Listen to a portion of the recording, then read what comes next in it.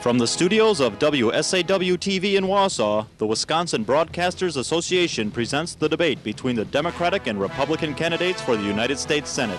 And now, the president of the Wisconsin Broadcasters Association, John Lobbs. Good evening. Wisconsin's radio and television broadcasters are pleased this evening to be able to continue our public affairs broadcast tradition, hosting widely broadcast debates in major Wisconsin political campaigns. This evening's debate from the studios of WSAW-TV in Wausau is the first to be held in Wisconsin's 2000 campaign for the United States Senate. It will engage the two major party candidates for the United States Senate to represent Wisconsin, the Democratic candidate Herb Kohl and Republican candidate John Gillespie. The format for tonight's debate will allow for the candidates to make opening statements, to respond to questions from a panel of broadcast journalists, and finally for each candidate to make a closing statement. The order of responses has been previously decided by a coin toss.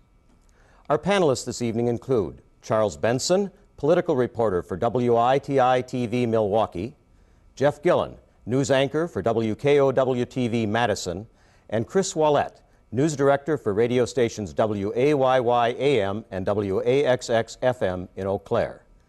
We will begin with 1-minute opening statements from each candidate. Mr. Gillespie, your opening statement. I'm John Gillespie, and I have for all of my life dedicated it to helping people solve their problems. 35 years ago, my wife Jan and I founded the Rawhide Boys Ranch. It's become one of the most successful youth and family programs in the nation. If I had millions of dollars, I would also use that for helping students. I don't, but what I do have is I have firsthand knowledge on how to stop school violence. 12 years ago, when Senator Kohl took office, we had much more of a problem in our schools today. I was born and raised on an Outagamie County farm. I'm going to do much more as far as getting help for our farms than just the welfare checks they periodically get now. Every year, our taxpayers pay $5 billion more to the federal government than we get back. We are last as far as federal aid. We are going to have to do something about that, and I plan to do that. Thank you. Thank you, Mr. Gillespie. Mr. Kohl, your opening statement. Thank you, John, and thank you, the Wisconsin Broadcasters Association, for hosting this debate. You know, when I took office 12 years ago, I determined that I would be a senator that represented all the people in Wisconsin and all the various important interests in our state. And as a result, I've attempted to be responsive to business, to labor, to working families, to educators, to our young people, to people in the environmental movement, to agriculture, to law enforcement. All of these and every other important interest in our state has found my office to be open and available and accessible. But this campaign is about the future. It's about the future of our economy. It's about the future of our young people, the future of education in our society and in our state, the future of agriculture, the environmental future, the law enforcement future. This is about tomorrow, and that's what this debate is about, and that's what this election is about. So I'm happy to be here tonight, and I'm happy to have this opportunity to discuss the issues with you. Thank you. Charles Benson will now have the first question for Mr. Gillespie. Good evening, gentlemen. I'm sure you're hearing a lot of stories about prescription drugs and the concerns that seniors have about the rising cost of medication. What is your solution to help seniors to be able to afford this medication? Is Medicare the solution? And more specifically, how would you control the rising costs of medication? Well, Medicare is in trouble. It's headed for the same conclusion that we're facing with Social Security. I really prefer the Bro-Frist plan, which is bipartisan. It calls for a couple of things. It calls for doing a complete review of Medicaid.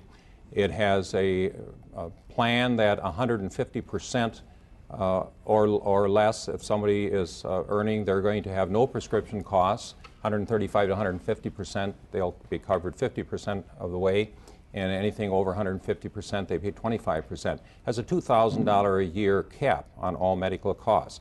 But it does two things. It provides prescription coverage for everyone in America, and it also is going to redo the Medicare program. So, and it's bipartisan, so I think it has a much better chance of being accepted than either of the Republican or Democratic plans. Prescription drugs are a very expensive part of medicine in our country. And by far, they are the fastest growing part of what medicine costs. What we need to do is to be sure that we provide our senior citizens an affordable prescription drug program. The way to do that, in my opinion, is to attach it to Medicare, which is, of course, a very, very reliable, very well-respected medical plan for our seniors. So I propose that we attach the prescription drug benefit to Medicare and begin the program at an affordable cost to seniors, and then as we can afford more, we provide more coverage. But it should be attached to Medicare. With respect to the high cost of prescription drugs, just recently we agreed, and I believe we will pass in the Senate this year, the reimportation bill, which will allow drugs which are sold cheaper in places like Canada to be reimported back into the United States and offered to seniors. This will go a long way towards reducing the cost of prescription drugs, and this is just one of the ways in which we can combat the rising cost of not only prescription drugs but health care in our country. Senator, or Mr. Kohl, if I can follow up on the cost of the medication, do you think government can control the price? 30 seconds. Well, what happens in this Canada situation, they determine what the cost of the prescription drug is going to be from the American manufacturer, and by determining that, they hold down the cost. And so one of the ways in which I believe we can hold down the cost in this country is by coming down hard on the manufacturers who are spending fortunes, for example, to advertise their product, and try and get that money into reducing the cost of the prescription drug. But we have to reintroduce this element of competition and a very strong persuasive authority with the drug companies to get their costs down. Thank you, Senator Kohl. The next question will be from Chris Willett for Mr. Kohl. As we all know, dairy farmers in Wisconsin have been struggling. They're getting the lowest price for their milk than other dairy farmers in other parts of the country. The problem has been the milk marketing order. We've tried to change that. That has failed. What do we do now? Well, the dairy industry in Wisconsin and across our country is doing very poorly, which is true about the agricultural sector entirely. It's not just dairy. But here in Wisconsin, we've had now for 60 years a pricing program in place, which, as you point out, the further away you are from Wisconsin, if you're a dairy farmer, the more you get for your product. That pricing program was installed back in the 1940s, and it's still in place. We almost got it changed just this last year. We came as close as anybody's ever come to getting it changed. The Secretary of Agriculture devised a new pricing system which reduced dramatically the disparity, and we were within 1 day of putting it in place. And then a Vermont judge issued an injunction against the new pricing program, and what we had very carefully and laboriously cobbled together fell apart for this year. But we got further than anybody has gotten in several decades. We'll be back next year, and we will reduce that disparity. What we are going to do this year is provide for the first time an enormous subsidy to Wisconsin dairy farmers. We hope it will be in excess of $100 billion, and we hope it will get passed sometime in the next week or two. So we're working hard to try and improve the lot of Wisconsin dairy farmers and dairy farmers across our country. We've made some progress. I have a bill in to increase the minimum from $9.90 up to $12.50 a hundredweight. We've done a variety of other things. There's a lot more to be done, but I think we're going to win this battle eventually to get equity and fairness for Wisconsin dairy farmers. Mr. Gillespie? Well, we don't have much time to win this battle. We're losing 3 farms a day in Wisconsin. I visited with many farmers, visited with a wonderful couple in the West Bend area, Mike and Sheila Stoffel, 4th generation farmers. Want us to continue to farm. Sheila has to work out because they can't afford medical coverage, can't afford to run the farm. 120 cows. 120 cow farm ought to be able to support a husband and wife. They are just frustrated. What they see as support coming from Washington that Senator Kohl has helped get, they call a welfare check. What they want is an opportunity to compete equally as a viable industry. It's a wonderful industry, the farming industry, and yet it's in such depression. They are losing, just on their farm, thousands of dollars a month. And they said they've only got a couple more years that they can continue, and they're going to be out of business. So I say Senator Kohl's been in office 12 years and has done absolutely little And when he talks about the money he's bringing back to farmers, the farmers call it a welfare check. They don't want that. They're proud people. They want to have a fair price for a product that we need. So we have to make a major change in how we attack this farm policy, and it has to be done quickly. Follow-up question, Chris? A follow-up to you, Mr. Gillespie. Then how, you gave the background, but then how do you, as a senator, outmuscle the larger states or the northeastern states that have this power that have been causing this problem? How do you specifically do that? You have to do it through coalition. You have to get the Midwest Senate team together and say, listen, you need to join with me on this, because the farther the states get away, the less they're going to want to change this thing. So you have to do it by coalition. And it seems to me Senator Kohl just has not been able to bring together a coalition that's going to have the muscle to get the states that are farther away to be able to give in and to allow this to be changed. Next question is from Jeff Gillen, from Mr. Gillespie. Gentlemen, to both of you, good evening. It's good to have both of you here. I want to talk about energy. You may have seen the report yesterday, but I know you're aware of the news. We're in for a very expensive winter here in Wisconsin and nationwide. A report yesterday said that we're going to be paying anywhere from about $130 more to heat our homes this winter, all the way up to $460 more to heat our homes. That's just for natural gas. I've got a rapid-fire three-parter for both of you. Number one, who do you blame for this problem, our energy crunch right now? Number one, who do you blame? Number two, what would you do long-term, Mr. Gillespie, if you're elected, or Senator Kohl, if you're re-elected, what would you do long-term to make sure we don't have this problem anymore? And number three, what do you do short-term? What can you do specifically to help Wisconsin get through the winter? Well, I think one of the things we have to look at, and let's talk about what happened with the gas prices. We just went through a horrendous thing. I drive a Chevy Suburban, and I would stop and fill up. It has a 42-gallon gas tank, so $2 times 42 is an awful lot of money. So I would generally look for a gas station next to a bank to pull in and fill up. But we're going to have to, number one, find out why the added cost. It's not that much, that's not that difficult to find out what crude is costing at the refineries, and then what the step increase is along the way, and find out if there is some inappropriate pricing in that. But again, I really think that we have to go back and have some muscle in the Senate, and we went through the pricing thing. People in the southern part of the state paid about $20 million extra because of this gas price that went up and went down, and now it's creeping up again, and we're kind of consigned to it, and that's not right. But I know that on the Charlie Sykes show, Senator Kohl said that one person couldn't really do anything. But in St. Louis, Dick Hebbard did, a Democrat from Missouri. He got an exemption for the prices there for reformulated gas, and their prices are down. So I think it takes muscle in the Senate to be able to go in and say, hey, what's going on here, and go to the EPA and demand some answers. So as far as blaming, I don't know who to blame. You're going to have to go in and find out where the pricing breaks are, and then look at who's making an extra amount of money that's inappropriate off of this. Mr. Kohl? We have clearly an energy problem in this country. It's many, many years in the making. We've never had a good, coherent, long-term energy policy.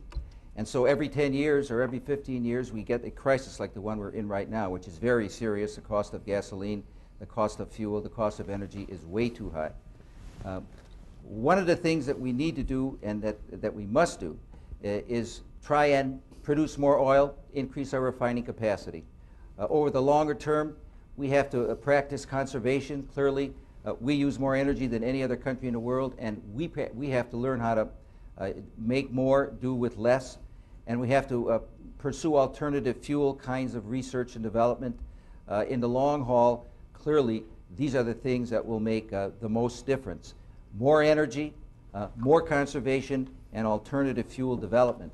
In the short term, one of the things that we can do is see to it that we do more things like insisting that not only that we practice conservation, but that we get more help from the government. Just last week, we were able to get $14 million for heating oil for low energy, poor people in our state, low income people, more heating oil for this winter, and we need to do more short-term things like that, as well as jawbone the Middle Eastern states and OPEC to reduce the cost of their product, which they're entirely able to do. Thank you, Mr. Kohl. Jeff Gillen has a follow-up. For Mr. Gillespie, sir, I didn't really get a sense of specifics from you on how both short-term and long-term, you'd fight this. Talk to me, you said muscle. What do you mean by muscle? What does that mean in terms of policy? Well, I think what we're going to have to do is look at the tax structure, and of course we're being overtaxed in the country, and if we can give some tax breaks on fuel, that's going to help. The federal government can do that. And then as far as exploration, I think we have to open up some of our oil reserve areas and do more exploration for long term and produce more of our own fuel, be less dependent on imported fuels. Okay. Thank you. The next question is Charles Benson for Senator Kohl. No, for Mr. Gillespie. No, for Senator Kohl. Mr. Kohl. Let's continue to talk about gas prices. As you know, in the metro Milwaukee area, gas prices surged past $2 this spring because of reformulated gas.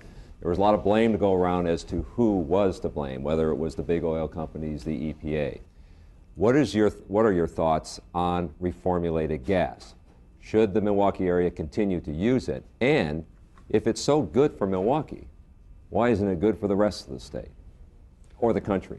Well, as you know, we in southeastern Wisconsin are in the high attainment area, which means that we have more pollution in the air than in other areas, much of which is not our fault, but nevertheless we are in that high attainment area. And that was the point of this reformulated gas.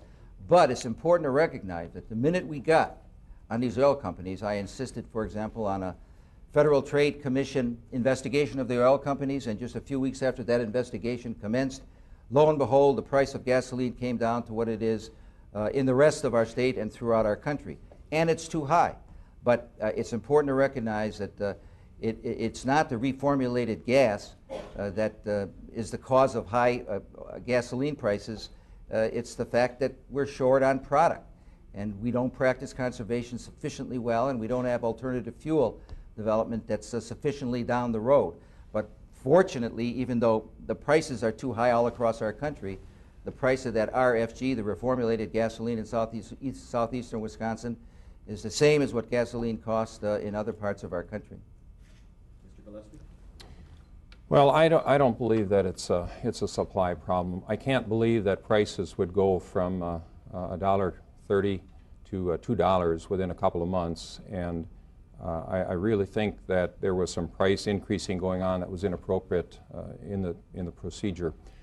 And again, I really think Senator Kohl was the key person that could have called the EPA and said what is happening, and then demand to find out where the price breaks were as the fuel oil worked its way through from the refineries to the vehicles. And it's just really strange, and I don't think we still have an answer as to why that price went up so drastically and then back down, and then, as I said before, now it's starting to creep back up, but it's kind of got us conditioned to it. So. Mr. Kohl, if I can follow up with you, so do you support reformulated gas, and should we still continue to use it even if next spring we see this surge again in prices? Well, it's a cleaner burning fuel, and if we can produce that and buy that at the same price that gasoline is being sold in other areas, then there's no reason not to look to see that continue. But you know, I want to point out again to my opponent that I required and asked for the FTC to investigate the differential in southeastern Wisconsin. Immediately upon their commencement, the price went down. So I have been active. I have worked at this, and we have made progress. For Mr. Gillespie to suggest that I've not worked hard on this area, is simply not true, and it's a misrepresentation of the facts. Thank you. The next question Is from Chris Wallett for Mr. Gillespie. Let's talk a little bit about the internet. It's moving faster than any of us can even keep up with on a daily basis, let alone catch up. What role do you see, if any, the federal government playing in monitoring and regulating the internet? Well, philosophically, I'm against the federal government getting involved in any more areas in our lives than they are already. I'd like to see them less involved in our lives. And yet, there are times that things have to be looked at. I would like to see encouragement that the industry would regulate itself. I would like to see technology required in our computers, our internet connections that come into our homes, where parents can eliminate things they don't want coming into their homes. But as far as government regulation, I propose leaving it as open as we can and as only a last resort the government getting involved. I think the federal government is too intrusive the way it is now. Mr. Kohl? Well, the internet is an exciting, obviously, brand new development which promises great benefits to our economy and to individuals all across our country. But there are some things that the government needs to do. One thing we need to do is to protect the privacy of individuals. One of the biggest fears of people with respect to the internet is that some of their most important private information, like the Social Security number and other things, will become known and then passed along all across the country. And people want their privacy protected. They deserve to have their privacy protected. And in this case, you know, the only entity that can do it is the government. I have a bill in which would helpfully and hopefully not tax companies that practice their business on the internet. The theory being that they're not sales taxes. The theory that they're not engaged in any activity in any particular state physically. They have no plant. They have no equipment. They have no employees. So there's no reason to sales tax them state by state. We haven't passed that yet, but I hope we can. We should encourage the growth of the internet. It is one of the most exciting new developments to come along in many, many generations. Jeff Gillen, your question for Mr. Kohl. Mr. Kohl and for Mr. Gillespie later. I want to talk about health care again, and I have to admit this is a somewhat selfish question on my part. My employer just told me this week that I'll be paying more for health insurance. I'm not alone. There are millions of Americans like me. And I want to get back to controlling costs in healthcare. We talked earlier about the prescription drug component of all of that. But there are many other components in healthcare: hospital costs, doctor costs, transportation costs, whatever. How do you hold down cost? And what is the role of government, if any, in trying to rein in healthcare costs? Mr. Kohl. Healthcare costs have grown dramatically, of course, in our country and across the world. One of the reasons why healthcare is up as much as it is because we've had so many new innovations and so many new developments. Prescription drugs is just one example of a whole new area of things that can help us when we don't feel well or when we're sick. Another thing is developments of different kinds of machines that bring better health to people. So there's an explanation for the increase in healthcare costs. We're getting better health care than we've ever gotten before, and inevitably there's a cost to this, and we in this country have pretty much concluded that on the whole we're prepared to pay somewhat more for health care if in fact it brings us so many things which enable us to stay healthy for a longer period of time. Having said that, clearly we have to promote more competition. Clearly we have to be after the pharmaceutical companies to reduce some of their profits, which are among the biggest in this country. They suggest that they need that money for research and development, but as I said, their profits and their return on investment are among the very biggest of any industry in this country, and there's no need, in my judgment, for them to be making as much as they are. So, you know, with more competition, with the government dealing with people like the pharmaceutical industries to see to it that they keep down the cost of their drugs, like with reimportation of drugs from places like Canada, I don't think we can have a drop in healthcare costs, but the goal would be to have just small, reasonable increases from year to year, and not what's been going on for the last year or two. Thank you. Mr. Gillespie? Well, I would say that we have to, again, attempt to keep government out of regulating the free market as best we can. We're going to have to take care of people that cannot afford the health care. And of course, in the last 10 years and 20 years, the health care that we're getting is dramatically increased, and along with that goes some increased costs. But if we can come up with a plan that can be financed soundly and will help people that cannot afford prescription drugs, that cannot afford the operations that they need, that's going to be one way that government can get involved, and we have to do that fairly rapidly. But as far as the drug companies and the profits that they make, I think we have to leave a lot of that on the open market, because again, the more the government gets involved in controlling prices, it seems the more that things get messed up. So I would really hope that we can keep costs down, but to allow the free market to work. Jeff, you had a follow-up question? I did for Mr. Gillespie. Critics would say then, though, but that it is the free market that has given us this system. What in the free market do you see as a corrective that would suddenly rein in this system? Well, it's going to have to be competition. Anytime you have a monopoly that can set the prices that they want, then you have the problem of prices escalating. So it's going to have to be a competitiveness that is encouraged and allowed to be able to control these prices. Charles Benson, your question for Mr. Gillespie? Let's talk about everybody's favorite subject, taxes.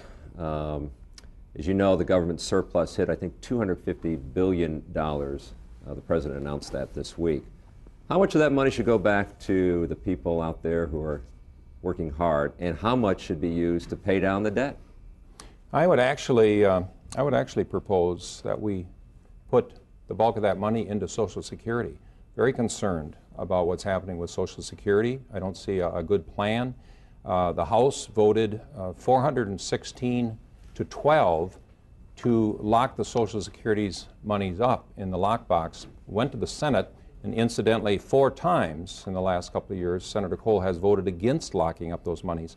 But currently, according to a major article in the Senior American newsletter, the last issue, they say that now the debate on whether that should be done is in a filibuster in the Senate, and this filibuster is being supported by Senator Kohl. So I say, number one, what we have to do is lock up those Social Security monies and take the bulk of that surplus and put in there.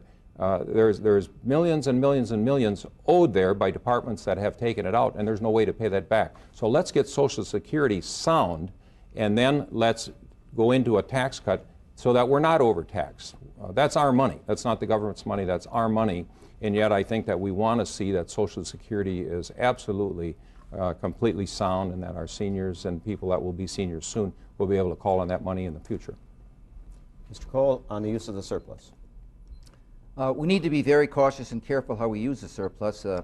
It is, as you point out, Mr. Benson, $250 billion this year, but making projections as to what it may be 5 and 10 years down the road can be very risky, as we all know. But the money that we do have in surplus needs to be used very carefully. It needs to be used, among other things, to secure Social Security. I have voted on many occasions to put the Social Security surplus into a lockbox so that we don't use it for other things. I will continue to do that.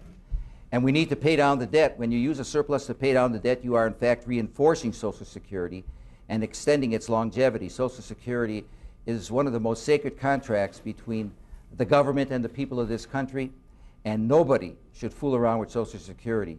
Everybody in Washington should be dedicated to preserving the sanctity of Social Security. Right now, Social Security is estimated to have a longevity of about 40 years, and with a little work, a little constructive bipartisanship, we can extend that longevity another 20 or 30 years. I think that that's going to happen because there is a bipartisan commitment to Social Security in Washington. And so, I feel good about Social Security's future. I know there are some people who worry about its future, and we all need worry, but I don't think we need worry excessively, because Social Security is a sacred fabric, a part of the fabric of our country, and it's not going to be lost. Chris Ouellette, you have a question for Mr. Kohl. I'm going to go back to agriculture. Being from western Wisconsin, of course, agriculture is a very important part of our economy. The 1996 Farm Bill is going to be expiring in the year 2002. Many in the agriculture community believe that it failed because right now, as you pointed out earlier, there are record low prices for more than just dairy, pork and beef and grains. If elected, for both of you, if you could write the next Farm Bill, what specifically would you put in it to turn those prices around for all the commodities? Well, it's a good question, a very important question. The 1996 Farm Bill, which I voted against, was freedom to farm, and what it intended to do over a period of 7 years is to reduce all payments to farmers. That is to say, all the tax revenues that come in from across our country, none of it, virtually none of it, would be used to help the agricultural sector. And so this is one of the reasons why we're in the trouble that we are in right now. It seems to me, and I believe, that the government ought to have a philosophy that encourages the rural economy, which is not only farming, but it's the entire rural areas of our state and of our country. There are other countries that have a philosophy that encourages the rural economy. I think we ought to have that philosophy. This is not to suggest that we spend enormous amounts of money that we can't afford, but there is an amount of money that we can and should be spending to see to it that our rural economy, that the farming sector in our country is able to make a living. Nobody's suggesting the kind of subsidies that allow them to become enormously wealthy. But that isn't what they want. They just want to make a living because they enjoy living on the farm, raising their families on a farm, and they help to reinforce the economy of all the rural areas.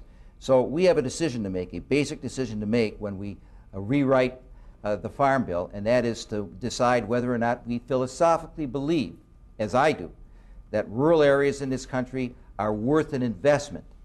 I think that would be very important. I hope that happens. Mr. Gillespie?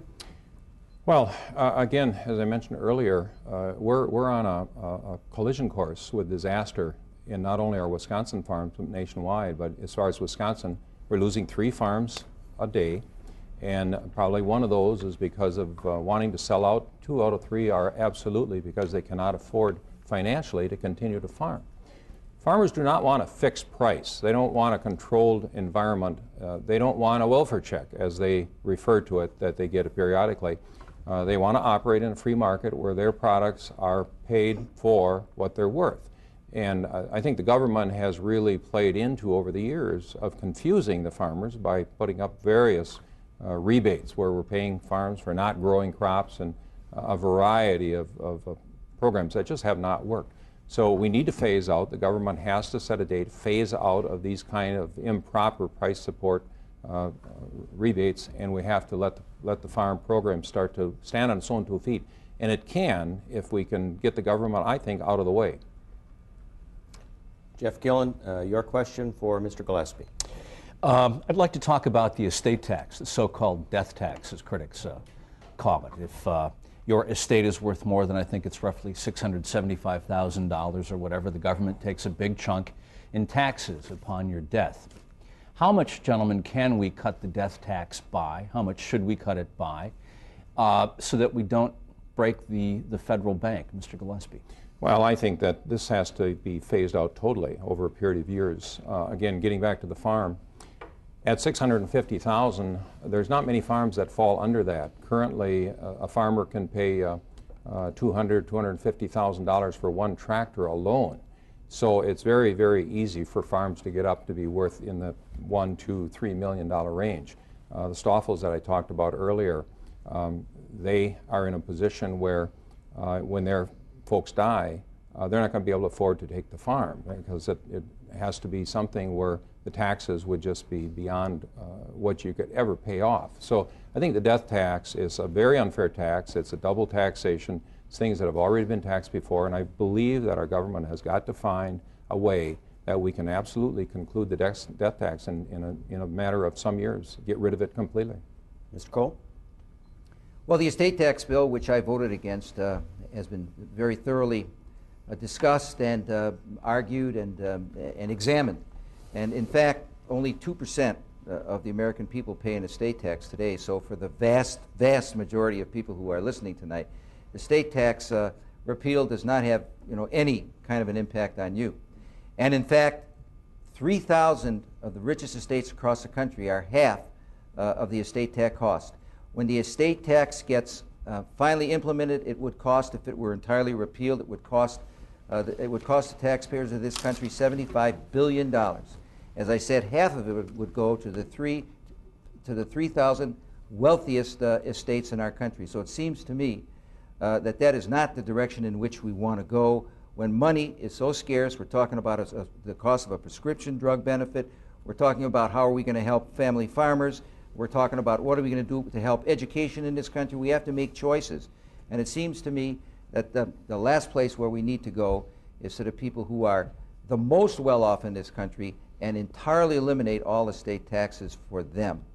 I have supported, and I think we can easily allow the estate tax to go exemption to go up to $2 or $3 or $4 million, which would be a reasonable, I think, move in the direction of family farmers, small business people, and I support that, and I think we can get there if we're willing to work in a bipartisan way. So I think that's the direction in which we ought to go. Move up the minimum from $1.1 million, which it is now for a couple, $1.1 million, up to $3 or $4 million, and then use that extra money that we save by not having a complete elimination of estate taxes. Use that extra money for things like prescription drug benefits. Your time is up, Mr. Kohl. Follow-up question, Mr. Just Gillen? a follow-up for Mr. Kohl. So that is how you would approach the farmer issue, raise it to about, what you said, what, between Yes. 2 to 4 million? Yes, that in fact would give virtually every farmer absolution from the estate tax. Okay. Mr. Benson, your next question is for Mr. Kohl. Let me talk about an issue that's very much in the news today. The Food and Drug Administration is going to allow doctors to prescribe a drug known as RU-486. Some call it the abortion pill. There's talk in Congress already where they might try to reverse the FDA's decision. If you have a vote on it, what would you vote in terms of allowing women to use this pill? Also, another question would be, right now the federal government does not allow tax dollars to be used for abortions. Do you think, because this is not surgery, it would be a pill, that the federal government should help women buy this pill if they can't afford it? Well, as you point out, Charles, that pill is going to be available. It's been okayed by the FDA for sale, and so it will be available. This goes to the heart of the question of whether or not one is pro-choice or pro-life. I happen to be pro-life, which is, of course, the law of the land right now. The Supreme Court has indicated very clearly that women do have a right to make that choice, and that they should be allowed to make the choice, and not politicians. A woman with her family and her doctor should make the choice as to whether or not they want to undergo an abortion, that the choice is theirs. Now, I don't believe in unlimited choice. I want to point out, I have voted on several occasions to eliminate any abortion in the third trimester, which is the last part of a woman's pregnancy, and that includes partial birth abortion. I have voted to ban partial birth abortion in the third trimester, which is when all partial birth abortions occur. I don't believe in unlimited abortion, but I believe a woman has a basic right to make that decision. And in coincident with that, then this RU-486, which is going to be on the market very soon, should be available to them. It's another way in which they can make the choice, along with their physician and their family, about whether or not they want to terminate a pregnancy. Mr. Gillespie? Well, I believe that life starts at conception, and I do not believe that it's proper to terminate life once it has started. So I would not vote in favor of that. And I know that the bill was recently presented to the President outlawing partial birth abortion, and he vetoed it, and Senator Kohl voted to support his veto. So I don't understand where he says he's opposed to partial birth abortion, because that was a bill that I really thought and had hoped would be passed. I think it's a detestable practice that's going on. So I am pro-life and just believe that we don't have the right to decide when life starts. I believe it starts at conception. Go ahead. Looking for pro-life, pro-choice speeches here, but I was wondering, Mr. Kohl, if I could follow up with you. Specifically, if you have a chance to vote on this, to reverse the FDA's decision, how would you vote? And do you think government money should be used or be given to women who might need some help in affording? Well, I would not vote to reverse it. As I say, it's an availability for women, which is safe for their health to decide in making a decision as to whether or not they want to terminate an abortion. So I would not vote to reverse it. And with respect to whether or not people who cannot afford it should be helped and assisted, yes, they should be, in my opinion, although that's not government policy, it's how I feel. With respect to partial birth abortion, I have voted on 3 different occasions to ban partial birth abortion, with the narrow exceptions of life and the health of the mother. I'm on record as having cast that vote, and it's very clear. I'm sure you're aware of it. Chris Ouellette, you have the next question for Mr. Gillespie. I have a little boy who's going to be entering the school system in 2 years, and I would like to know, if you were elected in the Senate, what would you do to help parents improve our children's education? Is it school choice? Is it smaller class sizes, more teachers? What would it be? Well, I mentioned in my opening that I have an answer for school violence. My main concern with our education system is the violence that we're seeing happening somewhat in Wisconsin and certainly around the country. And one of the things that I would do is to empower teachers to be back in control in the classroom. And to do that, we have to allow our administrators to back them up. We have to get government off the back of the administrators and let them run their own schools. I would do much more in the way of block grants back to the school districts rather than the hundreds of programs that we have right now. There was a report that last year in the United States, 50 million hours were spent by school districts around the country applying for federal grants for education. There's a bill that was passed by the Senate, only a few votes. Senator Kohl voted for it, and what it does is it takes away from local school districts the right to discipline any student for even violent crimes if that student has any type of a learning disability label. Richland Center ran into the brunt of that bill with some seniors that did $40,000 worth of vandalism, and one of the students after the fact was diagnosed as learning disabled, and it was shown by a psychologist that student did the violence because of his ADD status, and he was taken off the discipline, could not be disciplined by the school. So here's a bill passed in Washington that Washington has no business getting involved in. Let our schools run their own schools. With respect to that issue that he just raised on the vote, again, he's inaccurately depicting my position. I have voted explicitly to allow school administrators to expel any student who's violent or who makes it impossible to teach. In the area of the disabled, well, what I voted for was that if you do eliminate this person from school, if you expel him, then that person needs some kind of an alternate setting, like Rawhide, where he can go, he or she can go, so that they are not just thrown out into the street. But with respect to the ability of administrators and teachers and principals to discipline students in the classroom, I have repeatedly voted to allow them to do that.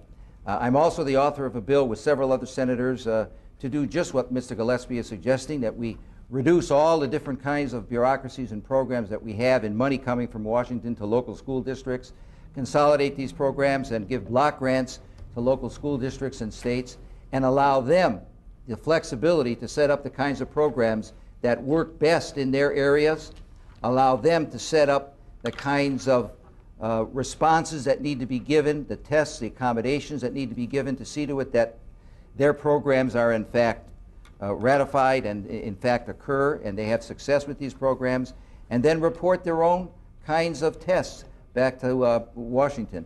But it belongs to, education belongs in the local area with school districts and states, and Washington should be out of the business of regulating education, should provide the funding, but should not provide regulation. Jeff Gillen, you have the next question for Mr. Kohl. I would like to talk to you about term limits. As I read information from both of you, you both believe in the concept of citizen politicians, as I understand it. You both believe that at some point a citizen should do his duty or her duty and then come back and be a citizen. So my question for Mr. Kohl would be, what exactly does that mean? Are we reaching the end of the Herb Kohl term limit? Are we, for Mr. Gillespie, if you are elected, how many terms would you serve? Let's start with Mr. Kohl. Well, generally I believe in the philosophy that you just expressed, that people should go into public service and serve for a period of time and then go back into the private sector. And I have voted on several occasions for term limits, but as you know, they're not the law of the land. So therefore, it would be a mistake for any individual legislator to impose a term limit on himself, because he then puts himself in a position to never get any seniority, as the other people with whom he's serving get seniority, get clout and power, the ability to get things done, which in Washington is oftentimes related to longevity. If you impose a term limit, a unilateral term limit on yourself, you are shortchanging the people you represent. So again, I believe in term limits. I have voted for term limit legislation, but it cannot be unilateral. It just won't work, and you don't represent your constituents by imposing that on yourself. Mr. Gillespie? Well, my comment, I think, to Senator Kohl would be, how many years do you need in office to get clout and power? Because I don't see the clout and power coming back to Wisconsin from his 12 years. During his first term, he mentioned at Cardinal Stretch College that he felt that congressmen, senators should not serve over 12 years, that you become a politician after that point. And there was a newspaper article that reported that. So I kind of expected this would be the end of his term. I would not serve over 2 terms. I think 12 years is long enough. And of course, if that was the law of the land, then the leadership would be on a revolving basis. But I think we get politicians that are in office too long. And I think that there would be a benefit to the country to have more of a turnover. Follow-up question, Mr. Gillen? I do. Mr. Kohl, obviously you know that your name's been bandied about for 2002 as a possible run for governor, maybe even facing Governor Thompson should the governor actually go for another term. Can you tell the people of Wisconsin tonight that if you're reelected, you will serve your full term in the Senate, or would you consider leaving in 2002 to run for governor?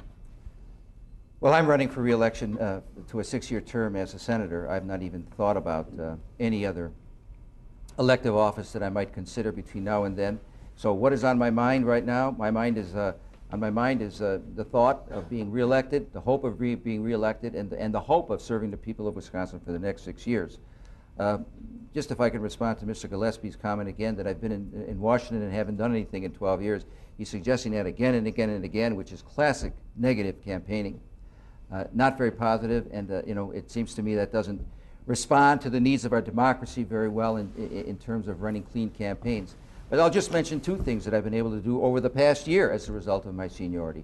The $100 million that we're going to get for Wisconsin dairy farmers, which while it doesn't solve the problem, it certainly is helpful and welcome.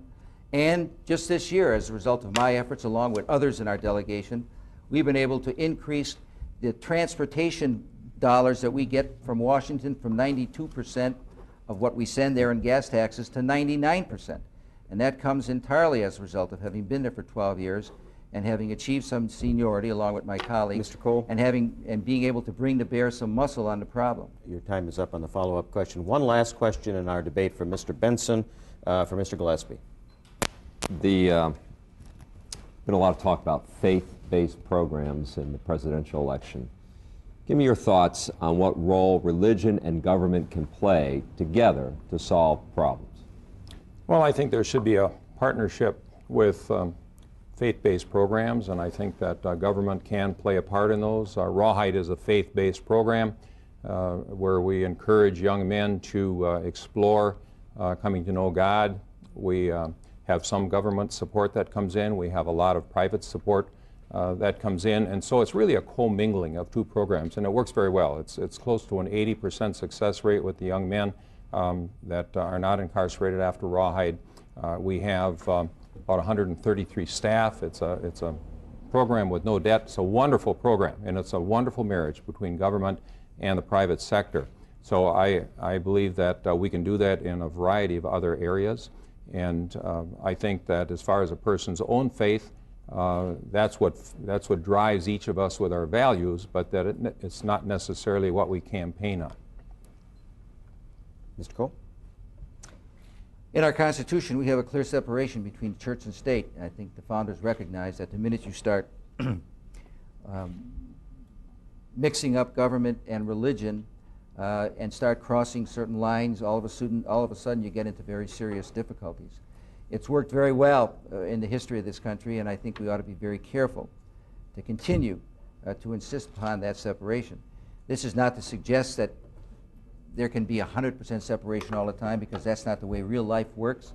But in our policies and in the things we do as public officials, it seems to me that the separation that has been in existence for all these years ought to be continued. We have the opportunity for one More question, but I'd ask you to limit your answers to 45 seconds. Mr. Gillen? We'll start with Mr. Gillespie. Mr. Kohl. Mr. Kohl. I want to talk quickly about hate crimes. President Clinton wants to expand hate crimes to include sexual orientation. What is your position on that, both of you? 45 seconds, please, Mr. Kohl. We are becoming, happily and fortunately, more and more of a diverse society, and that diversity is our strength. In order to do that, we need to recognize and each other and accept our differences. And it seems to me the hate crimes legislation intends to get at that recognition of our diversity and of our difference, to celebrate it and also to protect it. So I think that the kind of hate crimes legislation that we're talking about is good. It's good for our society. It continues to allow us to grow and prosper as a diversified United States of America. Mr. Gillespie? I've always wondered why our courts aren't stronger on any kind of crimes. It's strange that a hate crime gets a stronger penalty than another crime, that baffles me. And I would like to see the courts be as tough on any crime as they would be on a hate crime. So I don't see a need for including anything else. I want the courts to get tougher against all crime. Thank you very much. That concludes the question and answer portion of our debate. We will now have 2-minute closing statements from each candidate. Mr. Gillespie, your closing statement. Well, Wisconsin pays in, taxpayers pay in, $5 billion a year more than we get back from the federal government. As I mentioned in my opening, it puts us 50th out of 50 states. That deficit is equal to 25% of our entire state budget. You and I all pay more taxes because we don't have a senator in Washington fighting to get our fair share back. Social Security. Senator Kohl's record does not show him supporting locking up the Social Security funds. It shows just the opposite. Senior American has an article asking people to call him to ask him to please back that legislation. Our farms are in worse shape than 12 years ago when he took office. It's wonderful he's getting some rebates back. When you talk to the farmers, they see it as a federal welfare check. They're taking the money, they have to, but it's irritating. They lose $50,000 a year and they get a $5,000 check back. Simplifying the tax code, it passed overwhelmingly in the House. Senator Kohl was the one vote that stopped it from passing in the Senate. It was 49 to 49. Or the Congress right now would be working on a simplified tax code. Partial birth abortion, he is not supporting outlawing partial birth abortion. School discipline, he does not have a handle on school discipline, and I feel that the law that was passed is a very detrimental law. I really think that Senator Kohl is not in touch with the average person in Wisconsin. I don't know that he's ever had to cancel a vacation because he couldn't afford the cost for the vacation and putting new tires on the car like I have. I don't know if he's ever made a mortgage payment on a car, but I really think that I have a down-to-earth approach that I can help people from Wisconsin achieve the success in the dilemmas that they face through understanding what each of us go through. Thank you. Mr. Kohl, your closing statement. Well, here we've had a closing statement by Mr. Gillespie, which is supposed to be an indication of why people should vote for him for the U.S. Senate, and it's been entirely a negative assault on me. Inaccurate, misrepresentation, but a negative assault on me. Again, that's not my idea of what public life should be like, and that's not my idea of what campaigning for public office should be like. Seems to me we need to tell people why they should vote for us. That's what I've been doing in all three campaigns, in 1998, 1988, 94, and in 2000. I've never run any negative television ads, and I've never said negative things about an individual running against me. And I find it quite disconcerting that this person who wants to be a U.S. Senator is suggesting that the reason to vote for him is because you shouldn't vote for me. We want to know, Mr. Gillespie, why we should vote for you. I'm very enthusiastic about the future of this country. I think we have a magnificent country, magnificent population throughout our state and throughout the United States. We've continued always to work on the problems we have as we've grown and prospered and become more diversified and more tolerant. Not to say we don't have problems. We have problems that need attention. Our educational system isn't good enough. Our healthcare system isn't where it should be. We need to keep this economy growing. We need to see to it that our young people have an opportunity to grow up healthy and sound and enjoy the enormous opportunities that they will have in their lifetime. So there are a lot of things that we need to do, but I'm very confident that we as a country and we as a people will make those kinds of achievements. I believe it's very important who you have as a U.S. Senator to make those kinds of judgments over the next 6 years. I believe I have demonstrated to the people of Wisconsin that I have the qualities of character and mind and the energy to do the job well, and so I'm asking for your support and your vote on November 7th. Thank you, and I've enjoyed very much being with you. Thank you, Mr. Kohl. That concludes the debate between U.S. Senate candidates John Gillespie and Herb Kohl. From the studios of WSAW-TV in Wausau, this debate has been hosted by the Wisconsin Broadcasters Association. We thank the candidates, Herb Kohl and John Gillespie, and we thank our panelists, Charles Benson, WITI-TV Milwaukee, Jeff Gillen, WKOW-TV Madison, and Chris Willett, WAYY-WAXX Radio in Eau Claire. Over 40 Wisconsin radio and television stations have broadcast this debate to ensure that every citizen of Wisconsin has had an opportunity to hear and see the two major party candidates for the U.S. Senate in 2000. In the traditional spirit of service to their communities, they hope that bringing this political event to you as a public service will contribute positively to this campaign and aid Wisconsin voters as they approach their duty to elect Wisconsin's next United States Senator. On behalf of Wisconsin's radio and television broadcasters and candidates John Gillespie and Herb Kohl, thank you for listening and watching. Good night.